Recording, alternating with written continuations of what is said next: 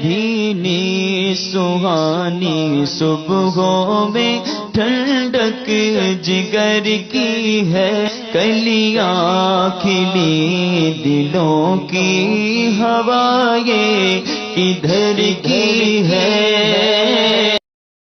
آیان ہیں، ان کا سوال یہ ہے کہ میں نے نیت باندھ لیتا ہوں اور پھر اگر مجھے یاد آتا ہے کہ جو ہے نا کالر کا بٹن کھلا ہوا ہے یعنی لگا ہوا نہیں ہے، ایک ہاتھ سے اگر بند نہیں ہوتا تو نماز پڑھ لیتا ہوں اس حالت میں، تو کیا یہ صحیح ہے؟ اصل میں دیکھیں،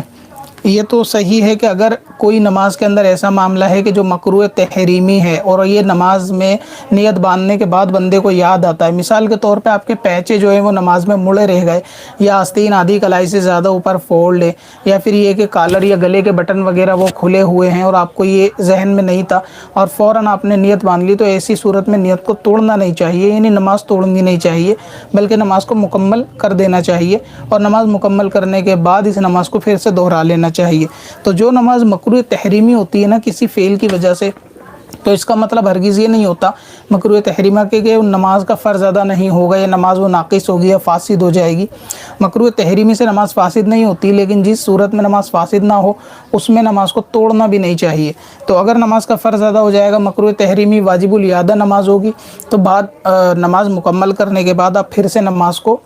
اپنی حالت کو درست کر کے اس نماز کو پھر سے پڑھنا ہوگا۔ اگزامپل کے طور پہ پینچے اگر کسی کے